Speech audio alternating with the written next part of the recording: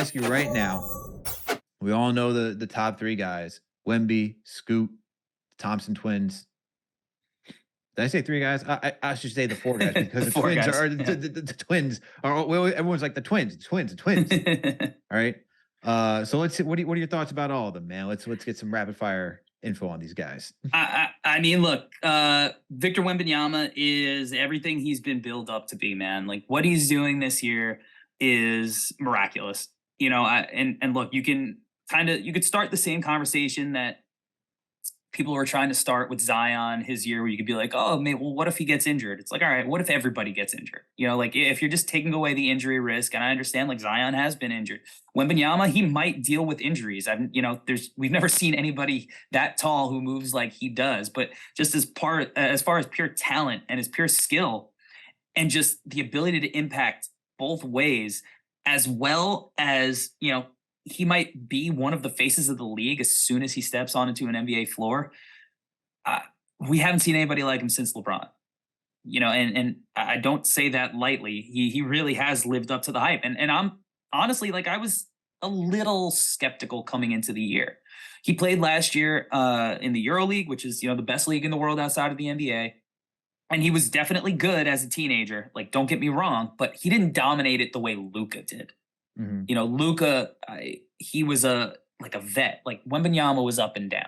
And this year he moved to a new team where they were going to give him the freedom to show off that Luka-ness, that number one ability, that, you know, and the KD Gobert combo that he was billed at, and he's looked like it. So he's legit, man. And if anybody out there has not watched him, you know, you can watch his games on the NBA app live, and you absolutely should go and, you know, find I'm sure YouTube has like the game with him and Scoot, because Scoot's another guy who is just electric. He played in the G League as a 17-year-old last year. He wasn't eligible for the draft. This year he is eligible for the draft. You know, he would be a number one pick in just about every other draft that, you know, he would be eligible for, but Wembanyama is a generational prospect. But Scoot is, you know, he's really fantastic. He's hurt right now, but strong as an ox. He's got a little bit of Dwayne Wade, a little bit of D Rose, a little bit of John Wall to his game, athletic freak. But what's crazy about him is, for somebody who's his age, you know, he's 18 years old, 19 years old, and who's as athletic as he is, you would think he would rely on that athleticism, right? But he plays at such a mature pace. You know, there are times where he literally looks like he's Chris Paul on the pick and roll, you know, knowing exactly when to pull up for that mid-range shot, or when he's got a guy on his back and now he's playing cat and mouse 2-on-1 with the big, and just he can make every right decision. He's shooting the ball well this year. He's phenomenal. Like, anybody who gets either of those two guys, it is an absolute home run that is franchise changing. The Thompson Twins are interesting. You know, I saw them last week in Brooklyn. And then I saw them at a pro day in Atlanta last month. And they are guys who, they're 6'7". They are, you know, some of the most athletic wings you'll ever see.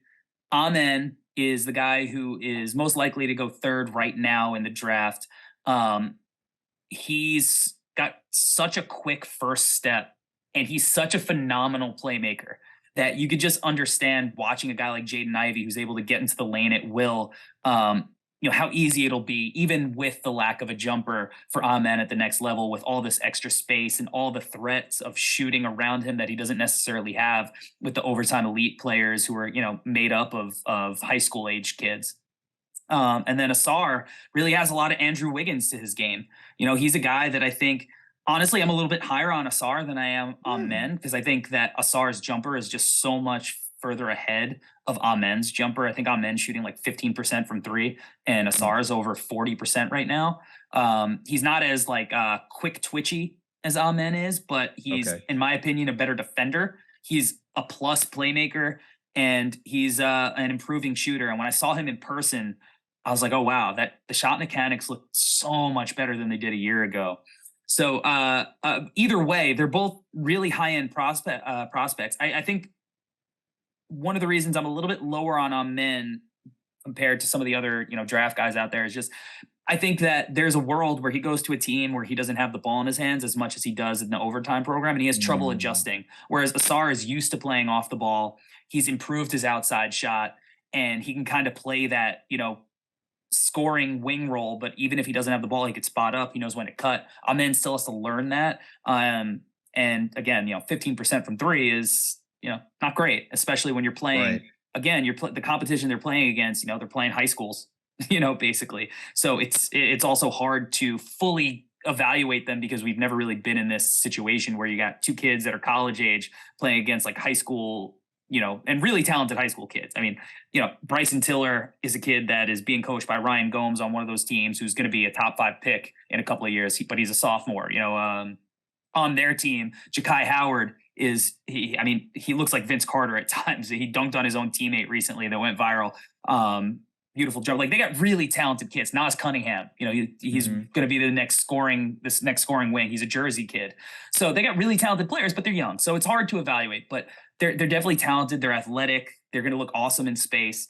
And, having seen them up close, I feel like I got a very clear picture of who they are beyond just like, YouTube highlights. Awesome. So I like the Andrew Wiggins for Asar comp because I feel like players with high floors and like unknown ceilings, they tend to go later in the draft. Like, there are safer picks, but you see Wembanyama, you see Scoot, you see this like high upside potential, which is what everyone's trying to go for, right? Yeah. And even I'm in. It's like you're talking about high upside potential because you see the athleticism, you see some of the shot creation, you see all those things. All that sounds great. Where would you see Asar then going for?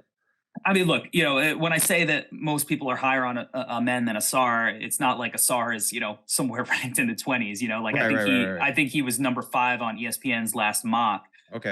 But there are people who have him in the back end of the lottery. I think he's going to climb up. I think one of the issues is that the overtime elite games are a lot harder to find than your typical college game. They did sign a deal where their games are now on Amazon Prime, and you can go watch the cataloged games as well. But people have to go search out OTA games on Prime. It's not like you're gearing up for Duke and Kentucky games on ESPN that are just going to be, you could turn the channel. But I think they're both going to be like top 7 picks. Like, I think that would be like their absolute floor. And at this point, I think, like, even with Amen shooting 15%, he's still kind of being ranked in, the top 3. Like, obviously his draft stock has not been affected by the lack of his jump shot. I think teams probably believe, like, hey, we'll figure it out. We'll develop his jump shot. I mean, there were 25 teams at the pro day I was at in Atlanta last month. So, and they do pro days all the time. They just did a pro day at the NBA Player Association offices last week as well. He put out on an absolute like dunk clinic in the game in Brooklyn that I was at. So, he's got special gifts that you can't teach, that you're willing to bet on even without the jumper. So I think even with some of the, they're not as like sure thing prospects as guys like Victor and Scoot are. They just have so many tantalizing tools that, NBA teams are definitely going to be willing to take risks high on them. Okay. Well, I got another question for you because CP and I, for the post game last night, someone mentioned Anthony Black. Can you give me some thoughts about him as well? I love Anthony Black. I think that he is a very modern NBA player, I talking about how important Lonzo Ball was to the Bulls. I think Anthony Black is going to be, kind of like that type of guy. Like, he is a connecting piece. Like, he might not be your point guard every single possession, but he'll run it in the half court. I think when you watch him pass, you just go, oh my God, like, that was placed so perfectly. Like, there are guys who pass the ball and it gets to the player. And then there are guys who pass guys open to certain spots. He's just a natural playmaker. You know what I mean?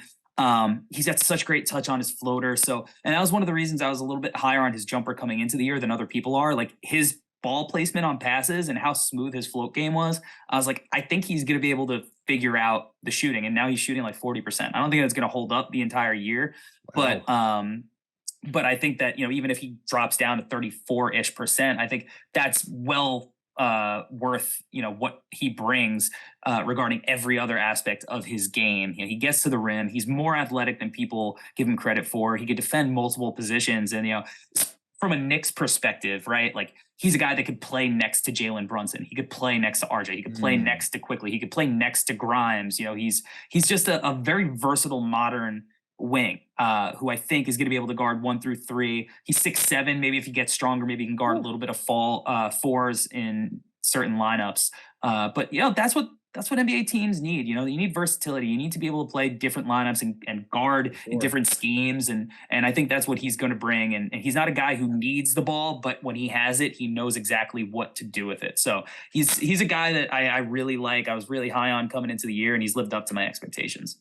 Awesome, awesome. Yeah, that sounds like a player that the Knicks could totally use. I mean, we don't have anyone that's really a tweener, right? Where you can guard all those positions. That's the hope of Cam Reddish.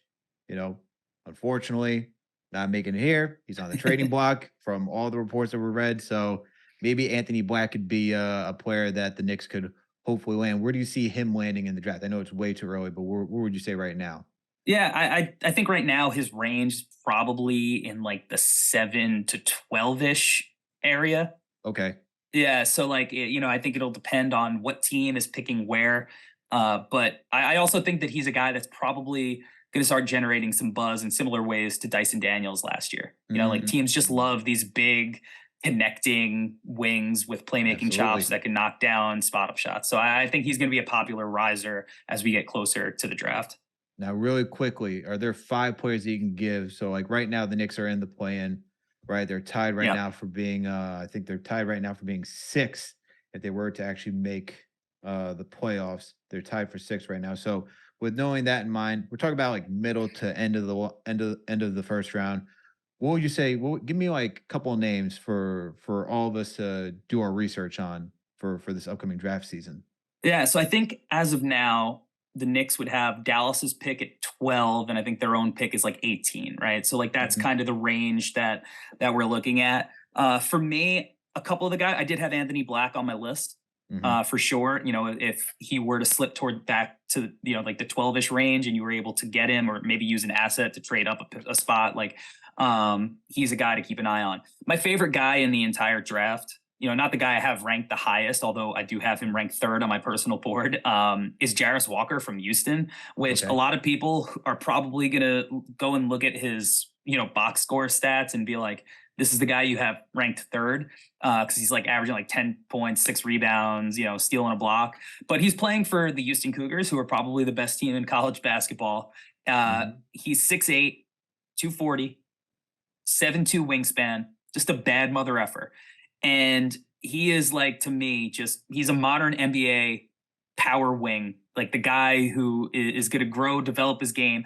You're going to see things in the NBA that he doesn't get to show in college. Things that he showed at IMG Academy playing with Keontae George, where he initiated a lot of their offense. There were times where he looked like Scotty Barnes there. And you go back, you look at Scotty Barnes' raw stats at Florida State, you don't really see a guy who was super explosive. And, you would obviously, it was a surprise that he is what he has looked like in the NBA so far. I think Jarris is going to have a very similar effect on the NBA. Maybe not from a playmaking standpoint, but it's something he's capable of. But he guards at least 4 positions. He's going to be able to guard I think the 3, 4, 5 comfortably. But he could switch out. He could play in a drop. He can meet you at the level. He could blitz. I mean, the guy plays with massive effort. I wrote an article where I basically I described him that he is made of lions. He's just a ferocious guy who is sacrificing his game for the number one team in the country. But I think teams are going to fall in love with him in the draft. I think he's going to go higher, but right now he is mocked in that like back end 10-ish to 14 range, depending on the outlet. More guys in the range of that Knicks that I think are going to actually be there. Julian Phillips from Tennessee. Mhm. He's a guy who I think has some Mikal Bridges potential.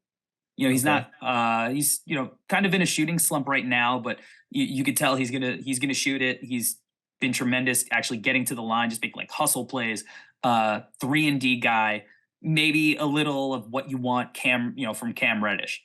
Uh Max Lewis is a guy who is going to be a big time riser. He goes to Pepperdine. He's a sophomore. Right now, he is shooting, I believe, like 62, 51, 80 something. Like he's just absolutely dominating his competition. He's 6'7". He's bouncy. He's long. Like he to me is one of the guys with the most potential to just absolutely break out and like make their way into the top 10. But right now he's probably slotted. I mean, I think ESPN has him like outside the top 30, but most outlets are kind of on board that he's going to be a lottery pick or in that range. Jet Howard from Michigan. He's a guy I was high on coming into the year. He played with Jarris Walker at IMG Academy. He was a guy who at IMG Academy, he kind of sacrificed his game a little bit because they had Jarris, they had Keontae, and he's been the lead dog in Michigan. He's had been so impressive as a scorer. He's able to play on the ball. He's shown that he can play make a little bit. He can play off the ball as a shooter. And obviously he has that NBA lineage that, you know, I think breeds success nowadays. And then Chris Murray from Iowa, who is a guy that, you know, I think people were skeptical of having that same breakout as Keegan coming into the year. And right now his numbers look almost identical to what Keegan's did. Now, obviously we have to hit into conference play. And I think that Keegan is a better shot creator, but Chris is just a guy who's like can perfectly slot into your lineup, play multiple forward positions and spread the floor. You know, isn't going to need the ball. He's going to be able to rebound. He's going to be able to defend, switch. Like at that 18th pick, like that's a guy that could be like a really elite role player. Now, you know, I can mention a guy like Terquavion Smith, who a lot of is like, you know, your quote unquote like all-star level guard potential in that range, but he'd be coming into a backcourt with Jalen Brunson, Quickly, Grimes, Fournier, RJ. Like, you know, he at that point. There's too much overlap with Quickly. I guess if they move on from Quickly, it's a guy they can look at. But I think the Knicks need those modern kind of swingy forwards in the role that they wanted Cam Reddish to fill, and I think there's a lot of them in that range that they can target. So.